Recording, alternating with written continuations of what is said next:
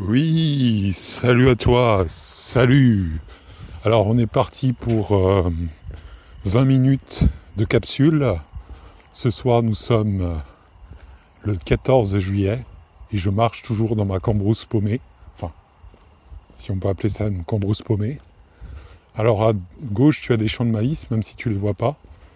À droite tu as un champ en friche. Et en face tu as une route, la fameuse route qui inaugure toujours le début de nos podcasts. Alors, pas de feu d'artifice bizarrement parce que ils ont décidé de faire haro sur le Baudet et de se concentrer vraiment sur le calme, bien leur en face. Alors nous allons traiter un autre sujet aujourd'hui et nous allons traiter le sujet suivant. Le contenu qui ne meurt jamais, comment créer des assets SEO immortels. Alors, je ne sais pas si tu as suivi l'actualité, je ne sais pas si tu es allergique aux updates Google, si tu fais de l'édition de site, ou je ne sais pas si tu es allergique tout simplement au buzz LinkedIn, mais il y aurait eu une grande désindexation en juin de la part de Google qui a désindexé plein de pages d'énormément de sites et ça a donné un débat vraiment chaud sur le contenu. Le contenu est caduc, le contenu peut périmer, le contenu est pourri, ça sert plus à rien de faire du contenu. Enfin bref, on a vu fleurir tout un tas de spéculations sur la qualité du contenu, sur le rafraîchissement du contenu également, avec des plugins pour l'automatisation qui te permet de rafraîchir ton contenu de manière automatique, etc. etc. Et beaucoup de personnes se sont posées plein de questions. À quelle fréquence il faut rafraîchir un contenu, qu'est-ce qu'un contenu de bonne qualité aux yeux de Google, comment ne pas me faire désindexer une page, etc. etc. Alors, j'aimerais quand même, avant de répondre à cette question de fabriquer des assets SEO immortels au niveau du content, rappeler quand même quelques bases. Tout d'abord, y a beaucoup de gens qui se lancent dans le SEO. Ils espèrent faire un truc, un coup, développer un hack, découvrir quelque chose, un gain rapide. Or, le SEO, c'est du long terme. C'est un sport d'endurance par excellence. C'est un peu l'ultra trail du numérique, si je pourrais lui donner une signification concrète. Et t'as plein de gens qui pensent que ça s'apparente à du TikTok et que c'est des publications short, qu'il faut faire ça, voilà, tu zappes, tu postes et tu zappes, ou du LinkedIn, tu postes et tu zappes, et tu dois recommencer tous les jours. Non.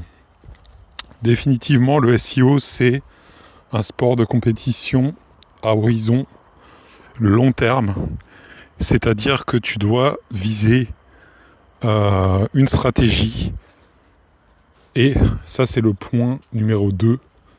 Le point numéro 2, c'est le pilier éditorial. Chaque site nécessite une structuration précise, des objectifs, où tu veux aller, qu'est-ce que tu veux faire, comment tu veux le faire. Si tu n'es pas capable de répondre à ces 3 questions, tu es déjà mal barré avec ton site, et là on passe près de la route. Alors, bon, c'est bon, elles sont passées les voitures. Il y en a d'autres qui arrivent là. Bon, j'espère que ça te gêne pas trop. Je te disais, il faut un pilier éditorial, c'est-à-dire savoir quoi écrire, savoir qu'est-ce que tu vas positionner comme page, comment tu vas les positionner, le cocon sémantique. Et surtout, ta timeline à horizon 6 mois, à horizon 1 an, voire à horizon 3 mois, et je te dirais même à horizon 1 mois quand tu lances un nouveau projet.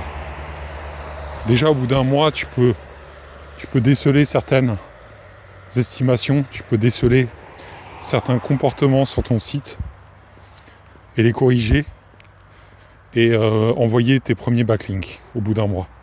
Ensuite, tu peux voir comment le site réagit un peu.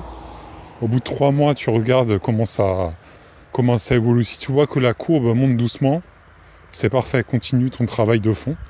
Si au contraire, tu remarques que ça a du mal à toujours apprendre, tu es un peu dans une sandbox, identifie ce qui pourrait fonctionner, améliore le netlinking, etc., etc. Mais c'est du SEO, sache que ça prendra toujours du temps. Et après, tu as l'épreuve des 1 an. Au bout d'1 an, tu vois un peu comment ton site évolue. Tu vois un peu comment les tendances se dessinent, comment les comportements de ta courbe sur la GSC se devinent. Et puis, tu peux ajuster en conséquence. Donc au début, tu as un horizon très long-termiste où tu dois vraiment analyser. Plus que produire de contenu, tu dois produire une structure de base. Par exemple, un gros cocon sémantique par site, comme je te l'ai conseillé dans d'autres podcasts. Et surtout, ne va pas complexifier ton site pour que Google comprenne ta structure. Plus ta structure est claire, plus l'algorithme de Google et les robots d'indexation comprendront de quoi il en retourne, et meilleur sera tes chances de te positionner correctement sans beaucoup de backlinks. Voilà. Après, au bout d'1 an, tu as quand même une vision d'ensemble beaucoup plus large. Et là, il y a plusieurs écoles. C'est ce que j'appelle la duplication du contenu.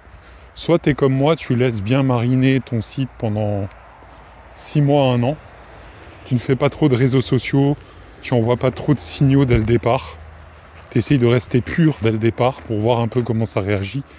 Et tu montes crescendo avec les signaux utilisateurs des réseaux sociaux, comme YouTube, Facebook, Instagram, TikTok. Et j'en oublie d'autres peut-être. LinkedIn, voilà. Il faut bien le citer, hein. Il peut être utile dans certains cas. Ça, tu verras. Mais le départ, comment créer des contents qui sont increvables. Étape 3, duplication des formats. C'est-à-dire prendre tes contenus écrits, en faire des podcasts. Tu as des outils aujourd'hui avec l'IA pour faire des podcasts automatisés de tes articles. Et après, les rattacher à une chaîne YouTube et commencer à faire du linking, du cross-linking pour interconnecter tes chemins de contenu, interconnecter les sources. Plus tu multiplies les liens, que ce soit des liens sur des vidéos, des liens sur des blogs, plus Google va aimer. En fait, parce que le lien, c'est la vie, c'est ce qui te permet de donner du sens à tes cocons sémantiques. Et comme on est en 2025, ça va être de plus en plus la norme, je te dirais, de faire du contenu multiplateforme et d'interlinker, d'intercroiser tout ce contenu. Et donc, du coup, la duplication, elle viendra moi, je te conseille de la faire par la suite. Pourquoi ? Parce que, par exemple, si, imaginons, tu as lancé, on va dire en 1 an, tu as lancé 12 blogs. On va dire 12 blogs un peu sur la même niche. 12 blogs, tu as lancé chacun de ces blogs, tu as lancé une centaine de pages. Donc, tu as textuellement 1200 pages créées sur une année. Tu as 1200 pages de contenu, ce qui est sur 1 an, ce qui est largement possible à réaliser aujourd'hui. 1200 pages de contenu, c'est largement faisable. Avec ces 10 blogs, tu auras déjà tes articles, tout prêt. Et après, tu pourras dupliquer proprement ton contenu, soit en podcast, soit en vidéo, soit couper en rondelles ton contenu, en faire des shorts, mais tu auras déjà la base. Le tronc commun, tu le posséderas déjà et tu pourras enchaîner vers en fait ce que j'appelle du cross-linking intersite.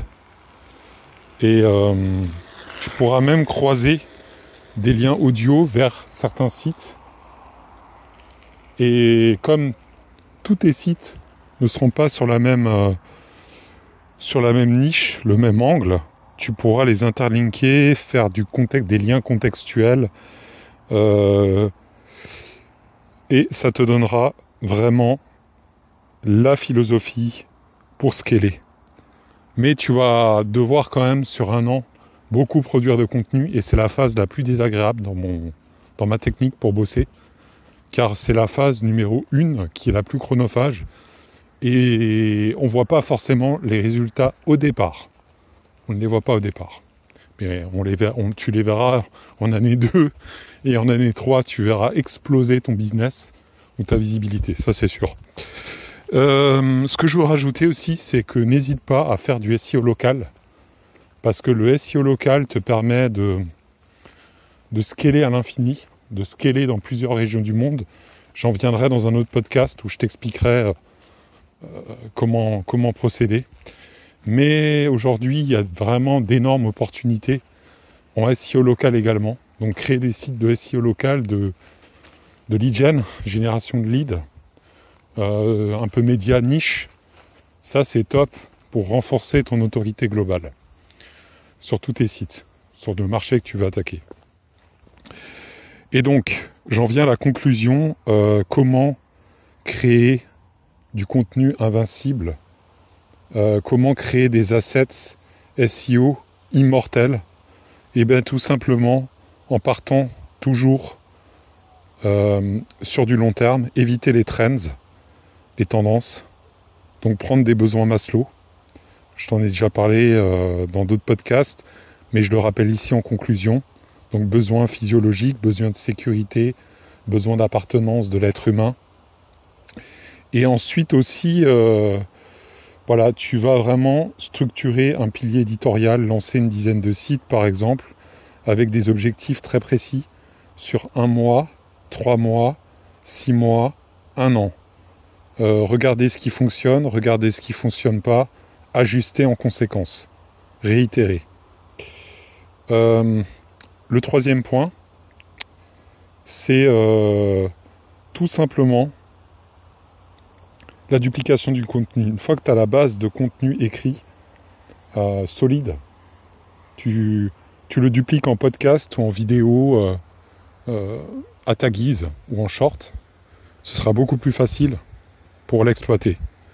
Et donc, ce qui m'en vient à te dire, pour terminer le podcast, quel est le truc final ? Quel est les 3 mots finaux à retenir ? C'est l'intention, la rétention et la réitération. Je répète, l'intention, la rétention et la réitération.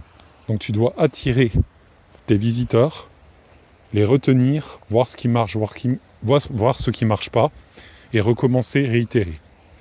Et de cette manière, tu crées des assets, des tunnels en plus de conversion indéboulonnables. C'est-à-dire que ça va pleuvoir des leads, tu vas récupérer plein d'emails, tu vas pouvoir faire des appels, tu vas pouvoir te positionner, etc., etc., embrasser des longues traînes.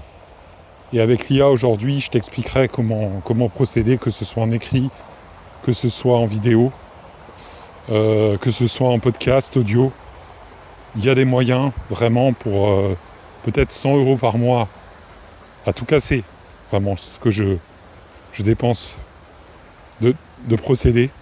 T'as pas besoin d'avoir du matériel dernier cri, t'as pas besoin d'avoir des tools à gogo avec un abonnement à 200 € le mois. Tu peux faire du SEO comme un barjot avec moins de 100 € par mois. C'est complètement fou. Et tu peux décupler ta force de travail, ta productivité. Et d'ailleurs, si ça t'intéresse, je t'invite à me contacter. Moi, j'ai trouvé cette technique, enfin, j'ai trouvé cette manière de bosser au bout de 2 ans. Je commence à avoir de très bons résultats. Mais au début, ça n'a pas été du tout évident. Et aujourd'hui, vraiment, on a de la chance. On vit dans une époque formidable où on peut devenir indépendant financièrement sur Internet. Certes, en bossant pas mal, mais c'est faisable. Je te dirais, c'est beaucoup plus accessible qu'il y a maintenant 2 ans quand je me suis lancé. On vit une époque franchement fabuleuse. Et donc, si ça t'intéresse, si tout ce que je te dis, ça résonne en toi, ben, n'hésite pas à me contacter. Va sur le site lesquatsig.com et puis sinon, dès que j'aurai le temps, je mettrai un lien en dessous de la vidéo avec un Calendly et on papote 30 minutes, on voit si le courant passe et si on peut faire quelque chose. Et puis, c'est histoire aussi de ne pas être seul, de ne pas faire de pas subir les foudres d'un networking de salon avec les biscuits périmés et ou le champagne frelaté. Voilà, tu sais ce que c'est, quoi, les apéros SEO. Et parler vrai, parler business, vraiment aller de l'avant. Voilà. Sur ce, je te dis à plus, mais sache que aujourd'hui, créer des cocons sémantiques 3.0 immortels, c'est plus que jamais possible et c'est plus que jamais facile à créer dès qu'on a la structuration derrière.